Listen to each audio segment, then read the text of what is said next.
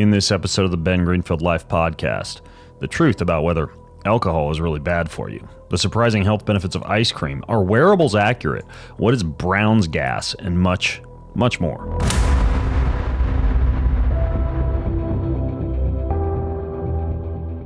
All right, folks, here I am. Another solo-sode. If you listen to podcast 456, the one that came out before this one, if I've done my math correctly, then you know that I'm going to be doing a few more of these solo episodes, mostly because I have no friends and I like to sit around in my basement talking to you. And also, I just have a lot that I sometimes want to say in between these interviews that I do with really smart people. You know, I have a couple things I want to contribute myself. Hey, look at me, look at me. So anyways, I figure for today's episode, let's just jump right in. Everything I talk about, by the way, you're going to find at bengreenfieldlife.com/457. That's bengreenfieldlife.com/457. And we're going to jump right into alcohol because there's a lot of hubbub around the internet right now on the damaging effects of alcohol in any dose whatsoever, not just heavy drinking on the weekend, but that nice glass of organic wine that you might have at the end of the day to relax and enjoy with friends. It's going to kill you. It's going to kill you. It's going to increase your risk of all-cause mortality, right or wrong? So what's the literature to the date that I'm actually recording this in April 2023 actually say? Well, it is true that there's this J-shaped association with alcohol consumption and health outcomes. And what that means is that at a low to moderate intake, alcohol is associated with a reduced risk of certain health outcomes. And that might be because of the cardioprotective effects of alcohol. Like moderate drinkers have reduced risks for things like heart attacks and strokes. And what that J curve also means is that as the intake gets higher, the risk increases, and usually around 2 to 3 drinks per day, a little bit higher end for men, a little bit lower end for women, we see an increase in the risk of alcohol. Now, we also note that on this J curve, alcohol abstinence, meaning not drinking at all, is associated with a greater risk, particularly when it comes to cardiovascular risk, than low to moderate alcohol consumption. Now, here's the thing. There are some limitations to these type of observational studies. I'm going to link in the show notes at bengreenfieldlife.com/457 to a fantastic article by Brady Homer that outlines some of these limitations. So first of all, you can't imply causation, meaning drinking alcohol doesn't actually lead to better health, but is correlated with better health when we're looking at alcohol in low to moderate amounts. And that might also be due to the fact that we're socially satisfied, we're relaxed at the end of the day, we're with people who engage in low to moderate alcohol consumption might be also hanging out with people in social situations. And we know that that is also something that is associated with better health. Low to moderate alcohol drinkers might also be healthier when it comes to other alcohol unrelated behaviors, things like their dental hygiene and their socioeconomic status or income or their weight or their exercise routines. And so their better health might not be because of the moderate drinking, but because of some of these other factors. Now, a lot of these studies also don't look at different age groups, the ages of recruitment. They don't necessarily separate out men and women. And so to date, there's been a lot of issues when it comes to the studies. But there was a brand new meta-analysis that was published in the Journal of the American Medical Association. It's pretty insightful. So what they looked at was 4.8 million participants, and they looked at over 107 studies, or actually not over. They looked at exactly 107 studies. Now, what they did was they controlled for all those confounding variables that I was just describing: socioeconomic status, exercise routine, income, weight, men versus women, age, etc. And what they found was that compared to not drinking at all, low volume drinking, occasional drinking, and moderate drinking were actually not associated with an increased risk of all-cause mortality. Okay, what that means, in other words, is that the risk of you dying from anything is similar if you drink low to moderate amounts of alcohol to people who don't drink at all. So when I say low to moderate, what I mean is about 1 drink per week up to 3 drinks per day.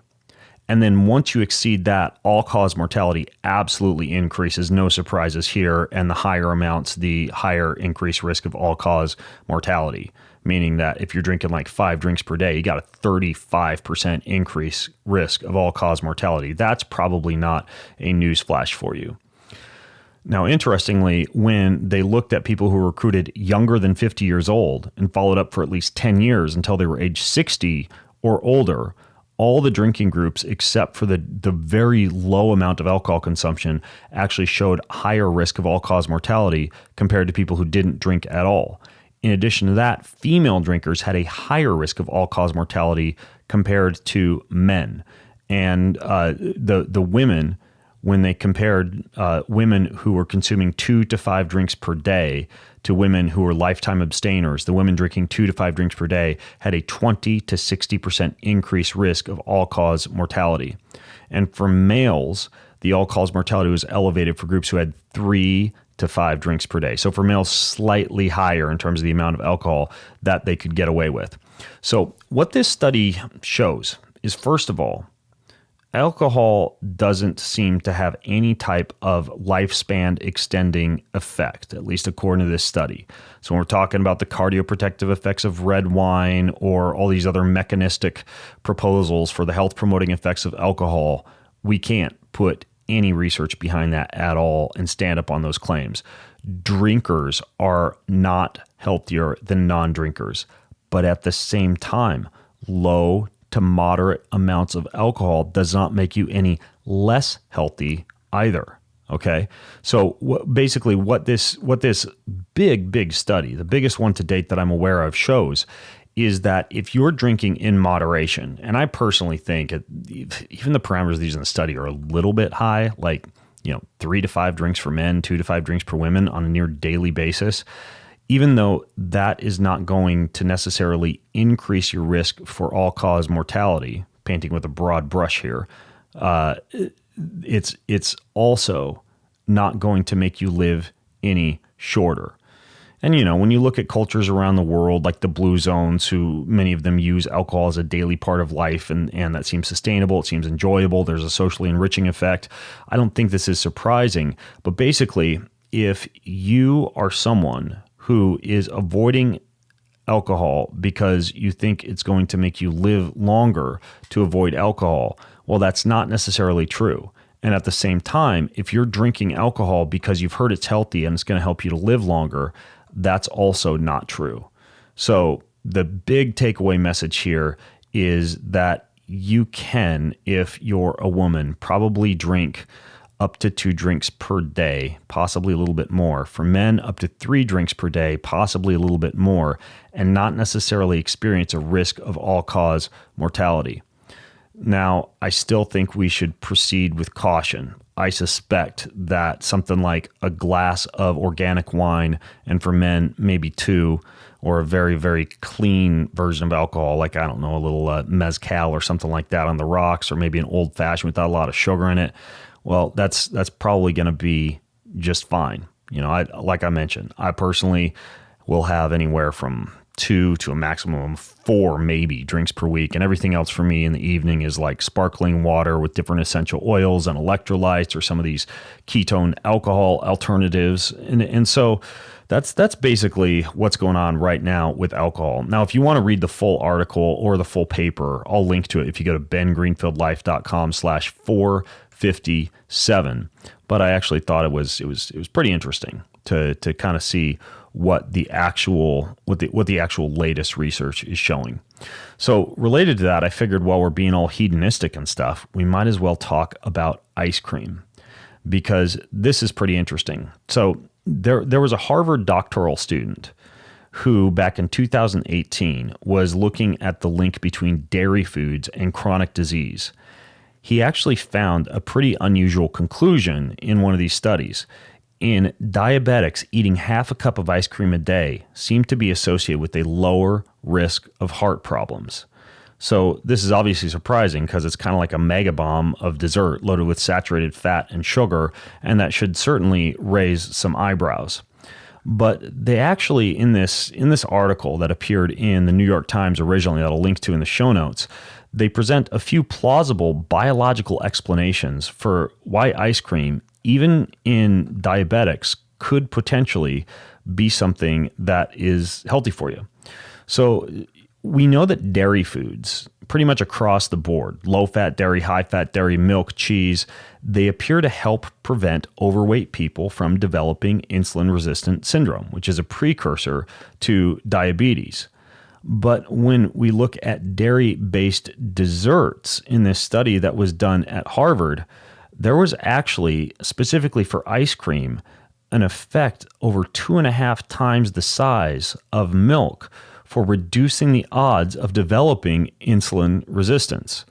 And so they started to dig into why this might actually be the case. Because again, we know dairy intake, for the most part, unless you have lactose intolerance and you're going to go decommission a bathroom, is pretty good for you, especially, high intake of yogurt, for example. But why the heck would that be for ice cream?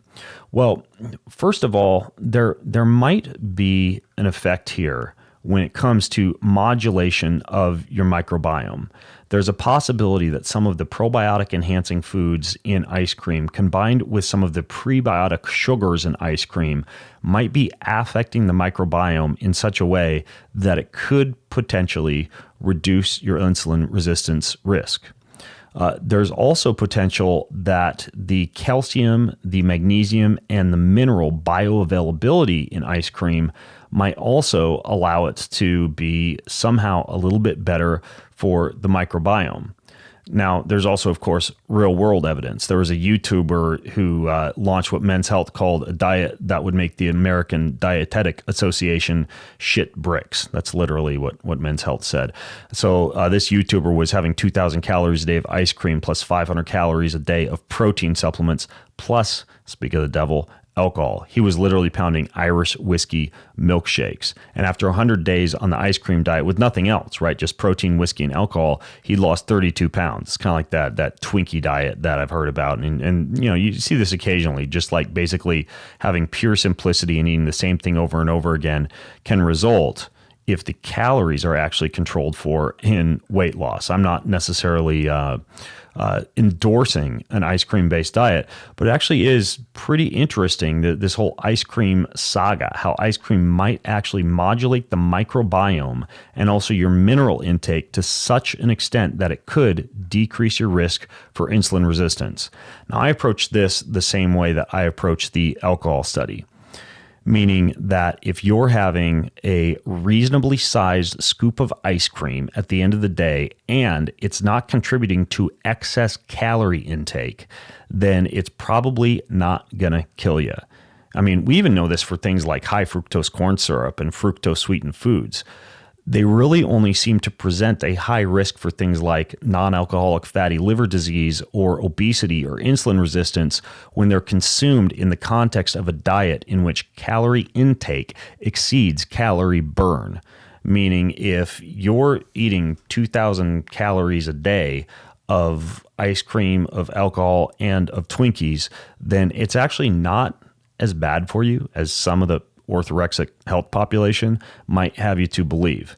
Now, of course, as you probably also know, it is incredibly difficult to consume things like ice cream and alcohol and Twinkies and not exceed your total calorie allotment for the day, especially because many of these foods trigger what's called a incretin response, a digestive hormone response that makes you want to eat more foods. And I think long-term, you're going to wind up with a deficiency in micronutrients and minerals and some of the other things that you'd be getting from eating a more widely varied diet. I suspect that long-term, your microbiome might also take a hit. However, what I'm getting at here is I would love for my podcast listeners to be okay with having a glass of wine with dinner and maybe delving into some ice cream with dinner or after dinner. Have a cup of ice cream with the kids. Sprinkle some cacao nibs or bee pollen or coconut flakes on it if you're like me. Maybe a little bit of stevia chocolate syrup if you're trying not to exceed your calorie intake. And maybe you've also had a glass of organic, biodynamic red wine, or maybe a low sugar old fashioned with dinner. This stuff's not going to kill you. What it actually comes down to, most importantly, even though I'm not a pure calories in, calories out proponent, I think that there are some other metabolism effects of foods that we need to take into account, like the thermic effect of food, the bioavailability of nutrients, etc. But at the end of the day, it's just looking more and more, at least to me, as though a little bit of hedonism here and there, as long as you're not exceeding your total calorie allotment for the day, might not be that big of a deal after all. So you heard it here first. Have your alcohol, have your ice cream, enjoy it with people, enjoy it with your family. Throw a little bit of hedonism into the mix. It's not going to kill you, folks. All right, so this next paper that I want to get into, speaking of calorie burn, was excellent. I think it's one of the best articles that I've read when it comes to getting stronger. So it appeared in the Journal of Strength Conditioning Research. It's called Maximizing Strength, the Stimuli and Mediators of Strength Gains and Their Application to Training and Rehabilitation. So basically what this looked at was all of the different ways that people could get stronger. So what they showed was that your strength gains can be stimulated via both non-traditional and traditional methods. Let's go over some of the more traditional methods, things that you should think about if you're just trying to get strong like bull. Because for me, I follow a lot of these principles, and I only weigh 170 pounds. There was a time in my life when I was 215 pounds and weightlifting at a very low body fat percentage when I was bodybuilding. Well, now pound for pound, I'm way stronger. And I use a lot of these principles to maintain this long-lived, wiry power and strength that isn't necessarily associated with an increase in bulk and mass, because muscle actually does take some amount of energy to carry and to cool. And bodybuilders don't necessarily live longer. In many cases, they die early due to that added stress and due to cardiac hypertrophy, in large athlete's heart. But at the same time, strength is not necessarily synonymous with getting big and bulky. And we know, based on grip strength, overall strength, deadlift weight, etc., that there's some definite longevity enhancing properties of strength as well. So a few things to think about when it comes to strength. First of all, maximal mental effort. And my friend Ben Pekulski actually talks about this quite a bit. The mind-muscle connection, meaning that a greater mental effort during strength training produces greater strength gains, specifically focusing on the muscle that you're attempting to recruit. And there are even some people, including a guy I'm going to be interviewing soon on the show, if the interview didn't already come out yet, Andy Triana of Superbrain, who will incorporate things like visualization or meditation in between sets to increase neural drive for motor unit recruitment. And there are, of course, some different biohacking modalities. Probably most notably, there's a unit called the Halo.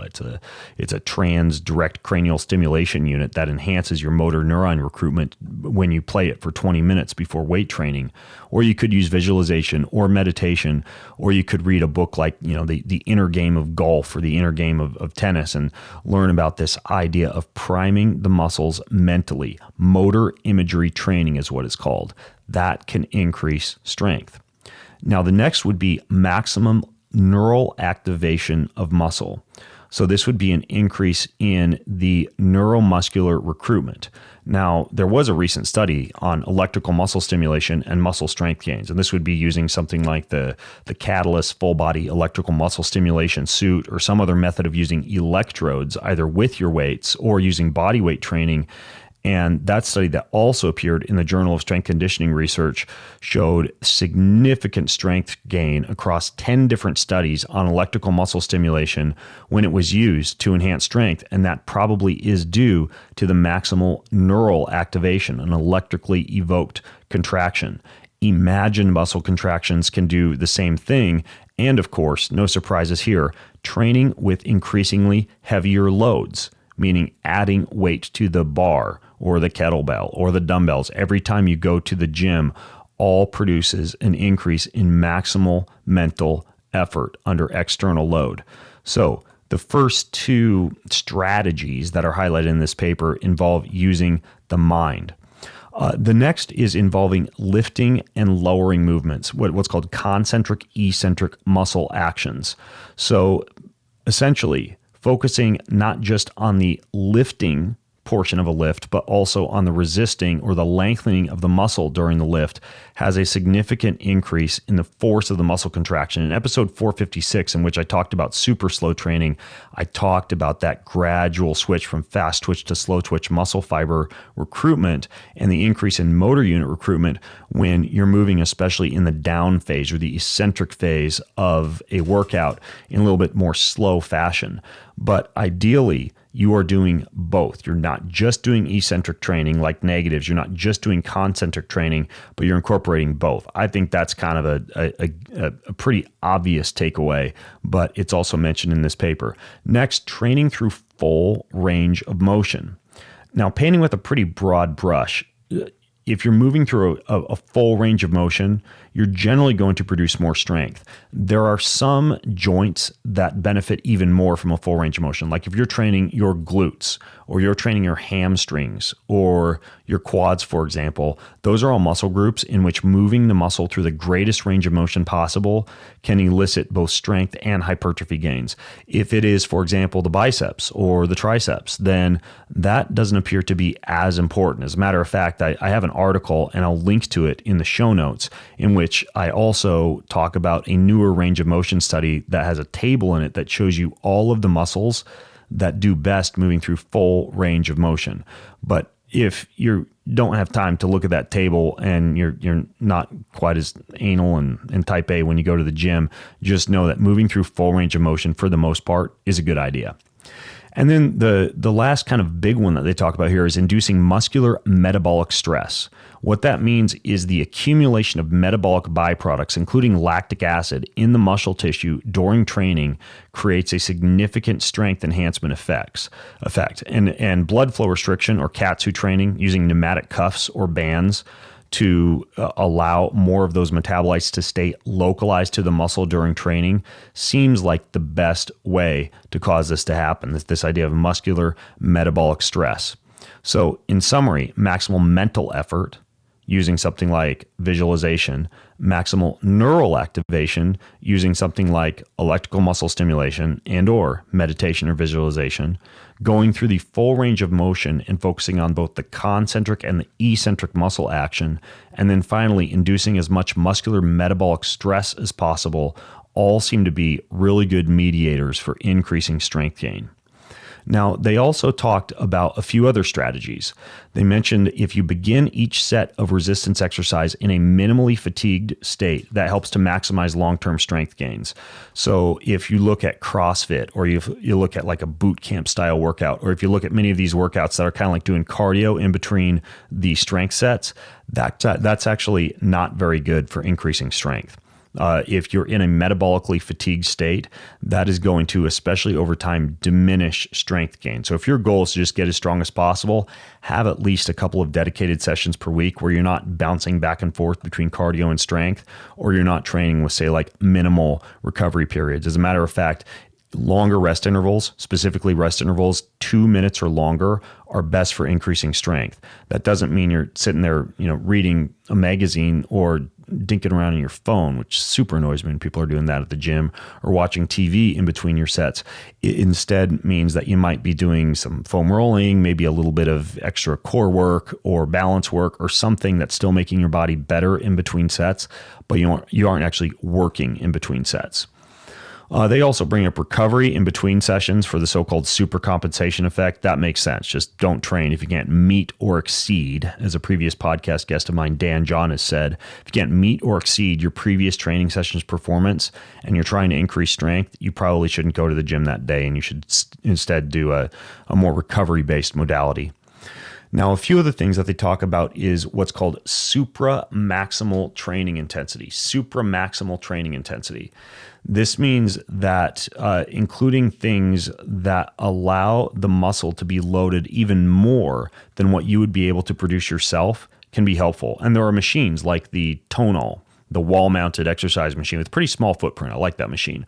Or the X3 bands by Dr. John Jaquish, or even the expensive but highly effective ARX machine. all of these are training modalities that basically introduce a lot more force into the muscle than you'd be able to generate yourself, especially through the eccentric or negative component.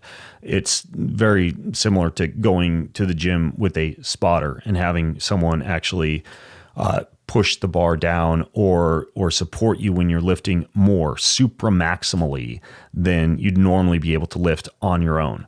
That's incredible for increasing strength.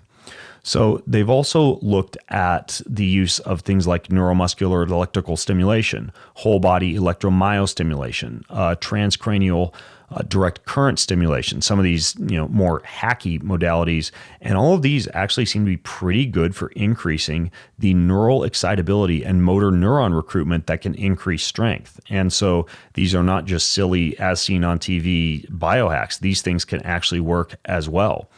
Same thing could be said for the BFR bands, or the Katsu bands. So in a nutshell, if you want to increase your strength, then you should focus on things like meditation, visualization, potentially some electrical muscle stimulation, or other ways that you can increase motor neuron recruitment, including things like a TDCS, like a halo device that you can wear before workout, meditation, visualization, the use of BFR bands when appropriate, long rest periods, and figuring out ways to subject your muscles to a higher amount of force than you'd be able to do if it was just your little old self training. So I think a lot of that stuff is common sense. And if you want to dig into the paper to get the full science behind many of these methods, then I'll link to it in the show notes at bengreenfieldlife.com/457. But I just thought it was a great reminder of the different ways that we can increase strength. Now, the next thing that I wanted to bring up, kind of taking a little turn of direction here, was neurons. This was a fascinating article that appeared in the Neural Regeneration Research.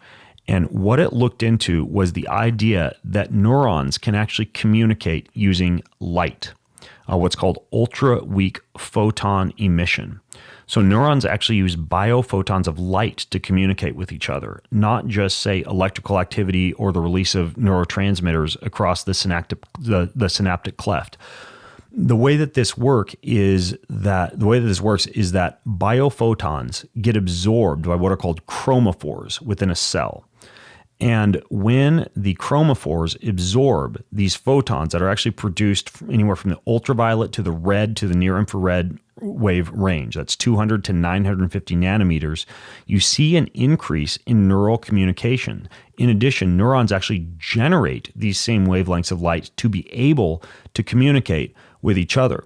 And if you look at the brain, for example, it's the most energy intensive organ of the body at rest. You can actually burn a significant amount of calories just by thinking and doing a high amount of cognitive work. Well, the brain uses glucose, it uses ketones, it uses oxygen to fuel that energy production. And all of your tissues generate heat when they're metabolically active. And the blood that brings their nutrients spreads that heat throughout the body. And so when we look at the brain particularly, we actually see a high amount of this biophoton emission in cells of the brain. And so if they're using a way to actually visualize light production in the body, you see that neurons, specifically in neural tissue such as the central nervous system, seem to produce a high amount of these biophotons of light. So there's a growing body of evidence that neurons self-generate light. Ultraviolet, red, near-infrared light, and this light, referred to as biophotons, helps the neurons to communicate with each other. Now, the reason I'm bringing this up is I think it's interesting that, as I've talked about in the past, humans can, photosynthesize almost like plants when we're exposed to sunlight and we have the right type of nutrients in our body, like the dark greens and blues of the plant kingdom, black things like shilajit or blue things like methylene blue. And, now we know that neurons actually use light to communicate. When people talk about us being a light being, it's, both literally and figuratively true. And I think this is yet another reason that ample sunlight exposure or the use of red light therapy, or ideally both, is probably something that's going to be supportive, not just for things like the skin health or, shining it on the gonads for hormones or something like that, but actually for nervous system communication in general.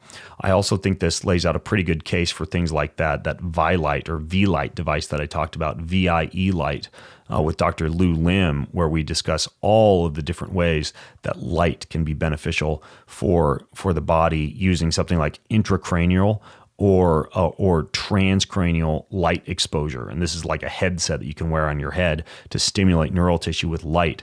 But it's also interesting to think about the fact that neurons create light themselves. And I'll link to that podcast with Dr. Lou Lim about how you can use light to stimulate neurons a little bit more effectively in the show notes if you want to check it out. Okay, I get asked a lot about the accuracy of wearables like the Apple, the Garmin, the Oura, the Whoop. Well, they recently on a website revealed the results of a study that looked at the accuracy of wearable technology and smartwatches and wearables in general. So I'll give you an overview of what they found, and then we'll delve into a few of the specific products, namely the Apple, the Oura Ring, the Whoop, the Garmin, the Fitbit, and the Samsung when it comes to their accuracy. So the highlights are as follows. Wearable devices have as much as a 20% error when measuring heart rate and calorie expenditure, and can be off by as much as 100%. Most of them overestimate total sleep time and underestimate wakefulness after sleep onset. On average, exercise intensity, the motion of your extremities during exercise, the wrist position, and any interference like sweat or dirt on the skin, along with skin pigmentation, have all been shown to decrease the accuracy of wearable devices. And they actually tend to underestimate step count by 9%. So let's look at specifically how this is relevant to each of the different devices that you may or may not be using. Apple Watches. I'm not a huge fan of those because I think it's like a giant radiating wristwatch. But Apple Watches have been shown to underestimate your heart rate by an average of 1.3 beats per minute. Now, their accuracy improves, interestingly, as heart rate increases. The Apple Watch seems to miscalculate calorie expenditure by overestimating calorie expenditure by as much as 115%. It tends to have a 0.9 to 3.4% error when measuring your total step count. Now, it does correctly identify 97% of the time if you're sleeping when monitoring sleep, and it correctly identifies if you wake up during sleep only 26% of the time. It underestimates your heart rate variability by almost a factor, or almost by 10 milliseconds, meaning that if you're tracking your heart rate variability and it's constantly low and using the Apple Watch to do that, that might not actually be accurate. So then we have the Oura Ring. The Oura Ring accurately measures your resting heart rate. It's more accurate than the Apple when it comes to measuring your resting heart rate, only a 3% error. Now, it also has a 13% error when measuring caloric expenditure. Okay, so it's not super accurate for caloric expenditure, but it's not bad as far as wearables go. It correctly identifies when you're sleeping 94% of the time, so pretty close to the Apple, and calculates total sleep time with 96% accuracy. That's why I actually like the Oura, specifically for sleep. It seems to do a pretty good job identifying time spent in light, deep, wake, and REM sleep, and correctly identifying when you wake up during sleep. But like the Apple Watch, it also seems to underestimate heart rate variability by about 10 milliseconds. And it has about a 4.8% error when it comes to step count. Then we have the Whoop. The Whoop, on average, heart rate measurements are 99.7% accurate, and it's 99% accurate when measuring heart rate variability. So it's one of the better ones, especially when it comes to heart rate variability. It has a pretty high degree of accuracy when measuring sleep, but slightly lower sleep parameters than something like the Oura Ring.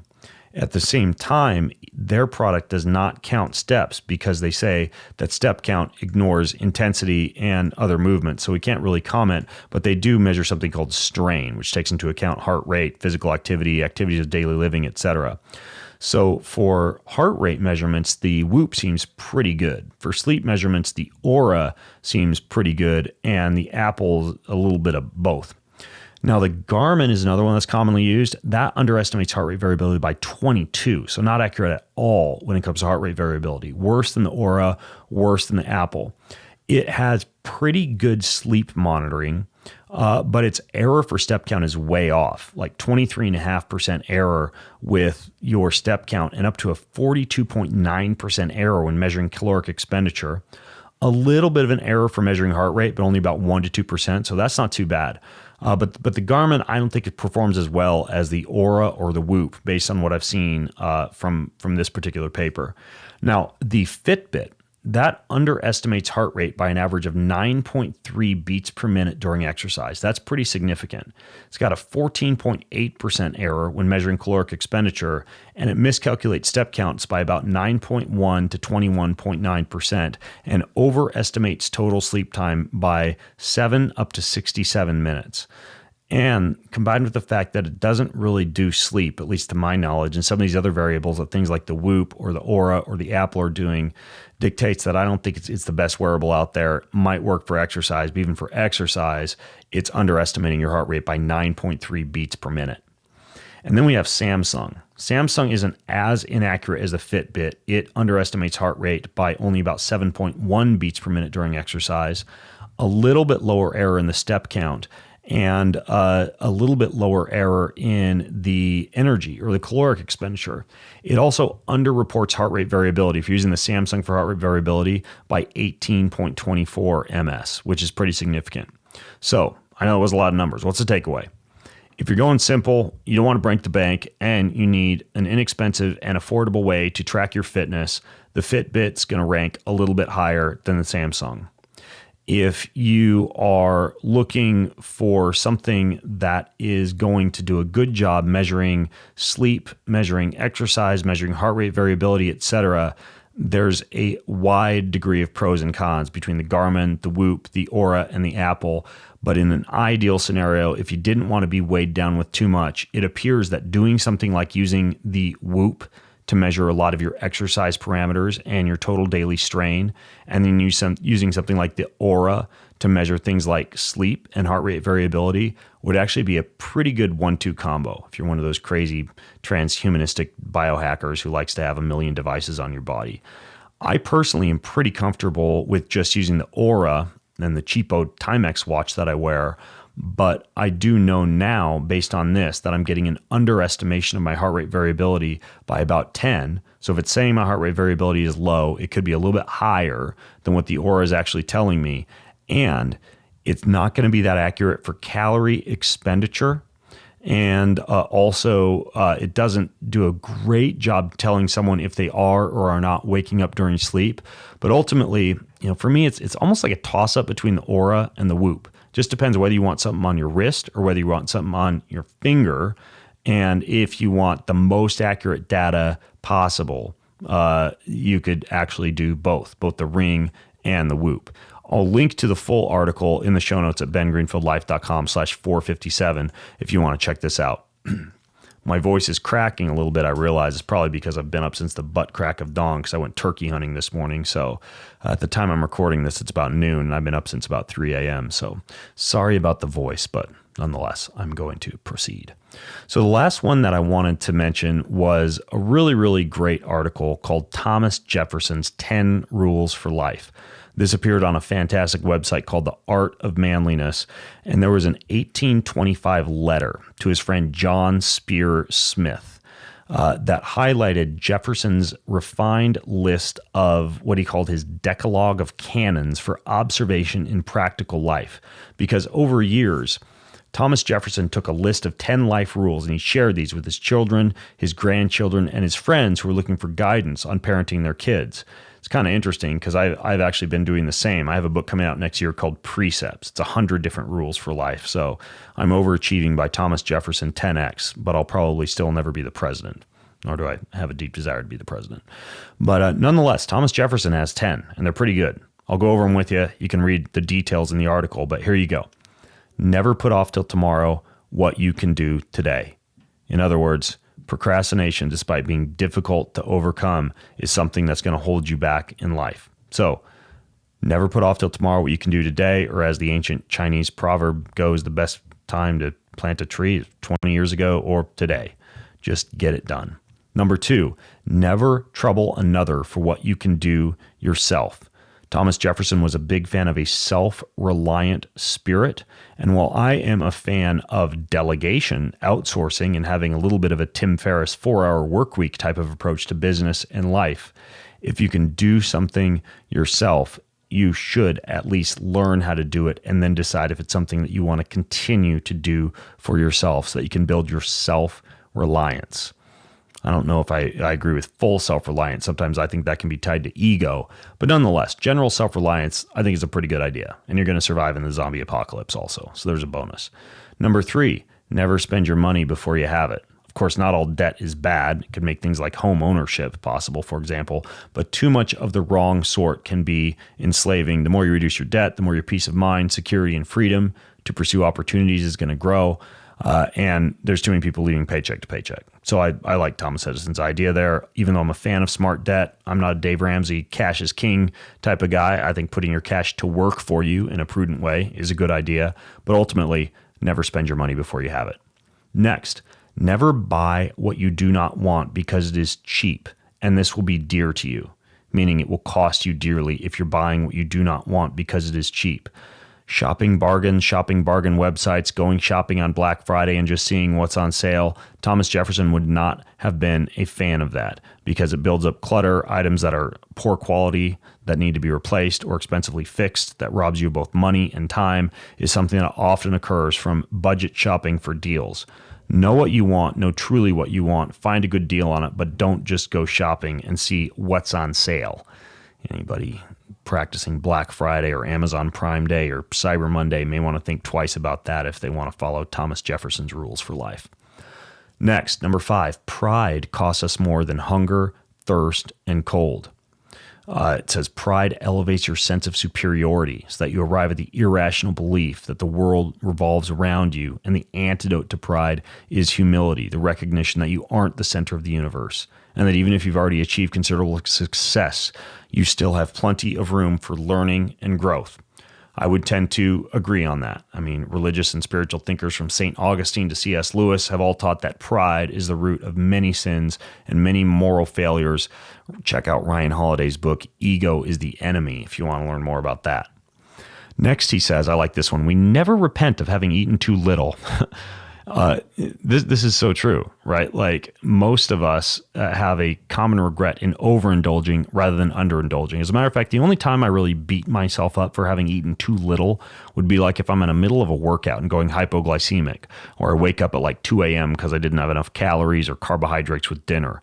But ultimately, if you forward think when you are engaged in any hedonistic effort, including alcohol, ice cream, and Twinkies, you should think about moderation. The Japanese, I forget the word, it's harabachi, hari, something like that, like push yourself away from the table when you're 80% full. But Thomas Jefferson has a good observation there. I like that. We never repent of having eaten too little. Your appetite could be your ally rather than your enemy if it's properly harnessed, as Plato argues. Number 7, nothing is troublesome that you do willingly. Nothing is troublesome that you do willingly. Some people have a tendency to go through life acting like they're constantly put upon, like I have to go to work, I have to volunteer, I have to call my parents. But when they're putting that obligation amongst themselves, they act resentfully and with a high dose of annoyance. So instead, think in terms of getting to do something, carrying out what you do because you know that it's something that you're doing willingly of your own volition. And if you find yourself living a life in which you're constantly engaged in troublesome activities that you aren't doing willingly or of your own volition, but because the world has asked you to or the world expects you to, then you may want to step back and do a little bit of life reinvention so that you're living your day doing the things that, even if they're hard work, you're willingly doing of your own volition. So, next, how much pain have cost us the evils which have never happened, meaning worry. When we worry about things that won't necessarily happen, but that are outside our control, we experience needless anxiety. So, of course, this ties into stoicism, right? Don't worry about the things that you cannot control. And thankfully, the reverse is also true. You can reduce life's pain by only worrying about the things that actually happen and not those that only may occur. Yes, plan for the future. Yes, create worst case scenario outcomes just so you are prepared, but don't spend your life worrying about things that won't necessarily happen, whether it's the next zombie apocalypse or world war or anything like that. Be prepared, but don't spend your life in worry and anxiety about it. Number 9, take things always by their smooth handle. That's another Stoic-inspired life rule. It comes from the Roman Emperor Marcus Aurelius, who thought that there would be an easier and a harder way to do just about anything. And a lot of people do go through life in hard mode. They think if something isn't difficult, they aren't doing it correctly. And while many good things are hard, the fact that something is hard doesn't necessarily make it good. There's a great book called Essentialism by Greg McKeown, in which he asked the question, and I've seen Tim Ferriss also ask this: what if this could be easy? And then you outline the easiest way to tackle a problem. Now, sometimes I think some, for example, the minimal exercise, biohacking community who want to get by on, 1 minute hard effort per week tend to take this to its finest extent and actually try to make things too easy. Okay, things still need to produce outcomes, and sometimes you do need hard work, blood, sweat, tears, chopping wood, and carrying water, but you should also seek the easy outcome or seek the easy process, the easiest road to the top of the mountain, if it does exist. And I would say the one exception to that would be in the realm of exercise and body/physical improvement. It's usually the harder path that actually pays off the most, assuming you're not overtraining. And then number 10, when angry, count to 10 before you speak. And if you are very angry, count to 100. I love this, the deep breath before you speak. Managing anger, the hot emotion, with something as simple as counting. And Jefferson was a wise guy. Count to 10 when you're angry, or 100 if you're very angry. That's a great tool to prevent your temper from getting the better of you. Now, I'm not naturally a very angry guy, but I do make sure when I'm replying to an email that irks me or I'm about to jump into a difficult conversation, I breathe, I do breath work, I count, I go out in nature and take a quick walk or do something that ensures that I'm keeping my emotions at bay. Now, the article, Thomas Jefferson's 10 Rules for Life, that appeared on The Art of Manliness, does go into a lot more details, but hopefully that gives you a little bit of insight into Thomas Jefferson's 10 rules and ways that you can implement them. And I'll link to the full article at bengreenfieldlife.com/457. All right, I want to cover a few questions here. We have a question from Madison Jewel from Instagram. If you want to ask a question, by the way, you can do so at bengreenfieldlife.com or any of my social media channels. You can find me typically under Ben Greenfield, Ben Greenfield Life, or Ben Greenfield Fitness. Ask your questions. We look at them every week, and I pick a few that I want to reply to on the podcast. So I got 2 today. An NAD supplement that isn't intravenous. Now, this is interesting. So many of you are aware of NAD. As you age, NAD concentrations in your blood decrease, and low NAD concentrations due to NAD's mitochondrial and cellular protective properties are associated indeed with cell aging. All your living cells need NAD to function. All 30 trillion cells in your body need NAD to function, and a dip in NAD concentration can negatively affect cell function, DNA repair, and an acceleration of cell aging.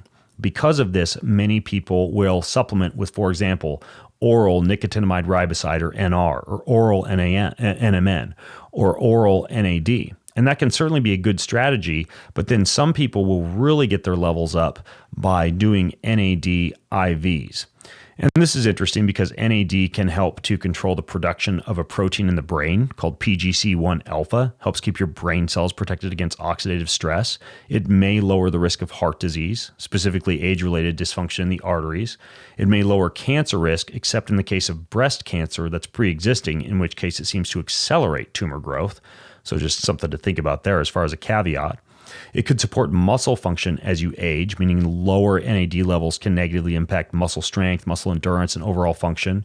It helps to maintain a healthy circadian rhythm, which is why if you're sleep deprived, dosing with NAD, either orally or with an IV or via this other method I'll mention, can be fantastic for a day of sleep deprivation. For example, today I'm using a lot of NAD and creatine because I'm going off 3 hours of sleep. It just is what it is. But I certainly will use things like NAD in a scenario like that. However, what Madison is asking is there an NAD supplement out there that is not intravenous? Well, there is. And if we are not talking about oral consumption, it would be patches. Okay. So, for example, up in my refrigerator, I have patches. I get mine. There's a few different vendors. I get mine from a company called Ion Layer. I'll link to it in the show notes. But Ion Layer or any of these transdermal patches deliver nicotine adenine dinucleotide, NAD+, through your skin. Now, they've actually looked into these and they've shown pretty good promise in preclinical studies and clinical trials. One study that was published in the Journal of Nature in 2019 found that NAD patches increase NAD levels in humans by up to 50% and improved markers of cardiovascular health. There was another study in the journal Aging Cell in 2020 that found that NAD patches improved mitochondrial function in mice and increased lifespan. There was another clinical trial in the Journal of the American Medical Association Psychiatry that found that NAD patches reduced cravings and withdrawal symptoms in people with opioid use disorder. So, my only beef with NAD patches is if you use them frequently on the same area of skin, they can result in some itching and some skin irritation. So even though I use them, especially on sleep-deprived days and for long-haul plane flights, specifically for the cellular protective properties, I vary where I place them. Typically for me, it is the inner thigh or the outside of the buttocks, two relatively hairless areas where they seem to stick pretty well. So I think that patches are a fantastic way to get your NAD. And the way these patches work is they come with two different vials of solution, saline solution. You mix the NAD powder up in one solution and you put that on one side of the patch. And then the regular saline solution goes on the other side of the patch. That then starts to push NAD into your system, which applied to your skin via the process of electrophoresis. Now, the other thing, or rather, technically it's called iontophoresis. It's a medical technology. It delivers components to your body through the skin using voltage, a voltage gradient. So it basically has a small electrical field on a small area of your skin, and that electrical field, like a battery, is produced via the different salinities of the solution on both sides of the patch. The patches I use, Ion Layer, also come with some handy tape to really keep it nailed down, because you leave it on for 14 to 16 hours and it'll get like anywhere from 500 to 1,000 milligrams of NAD into your system during the day that you wear it. And I think 6 come in a pack. It's like this monthly subscription. I think that's a fantastic way to get NAD in. There's another guy named Dr. John Lawrence who's been on the podcast before, and his company Mitozen makes an NAD suppository, literally right up the bum. And this would be a way to get NAD into your system during a night of sleep. Some people find that NAD makes them excitable and don't like that solution. And then if they try to do it daytime, well, you try walking around clenching a suppository in your butt cheeks. It doesn't work out so well. But if you are able to sleep with NAD in your system, and I'll use these sometimes, and this is another option that I'll use for a long haul plane flight if I don't have the patches around, I think a suppository or a patch is better than oral intake in terms of increasing bioavailability of NAD, but not quite as expensive or as much of a hassle as an IV. Now, all that being said, I do take oral NAD as well. Right now, I use a form called NAD3. It's a different compound of NAD. Seems to be very bioavailable, and I get that from a supplement called BioStacked. It's kind of part of my morning age reversal stack. So that's the skinny on how to get NAD into your system without necessarily getting an IV. It'd be the patch or the suppository. The patch is made by Ion Layer, the suppository by Mitozen. I'll link to both in the show notes at bengreenfieldlife.com/457. And then Brian asked, what do you think about a water filtration system that incorporates brown gas? Brown gas. So what is brown gas? Well, I've been seeing a lot more talk about brown gas in the supplement world or the health optimization world. It's also known as HHO gas. It's a mixture of hydrogen and oxygen. You make it by electrolyzing water. So they've used it in the past for welding, for cutting, for energy generation, but now it's something that seems to be taking off when it comes to its health applications. So, I've learned a little bit about Brown's gas recently. And what happens is typically some kind of a machine, what's called an electrolysis machine, splits water, just regular old H2O, into hydrogen and oxygen. Usually that happens by putting two different electrodes into a solution that has a catalyst and then water, and then running a direct current through the solution. Now, what happens when you do that is a great amount of hydrogen builds up in the water. So you're getting a lot of the benefits of hydrogenated water. But it appears that Brown's gas seems to have some other beneficial effects in the body, possibly because the hydrogen bioavailability or some other properties of it that seem to allow it to cause some pretty significant health effects in people. You may have heard about Dr. Gerald Pollack, who did the study on water up at the University of Washington and produced what he calls exclusion zone water. Well, technically, that form of water in its gel-like state is very similar to the hydrogen-rich water that you get by using some type of electrolyzing tool to actually make Brown's gas. So the question is, what kind of tools do you use for this? Well, when I first started looking at Brown's gas, even though I don't really have like a Brown's gas filter or anything like that in my house right now, the biggest name that kept coming up was this guy named George Wiseman. He has a website called AquaCure, and they create a bunch of Brown's gas generators that produce this HHO-rich water. And there's another company that does a very similar machine. It's called Hydrogen 4 Health, Hydrogen the number 4 Health. It's a competitor to AquaCure, but they also make a Brown's gas producing solution. Now, apparently some electrolyzers are more efficient than others at making the water, but these two are apparently the best that are out there on the market from the research that I've done.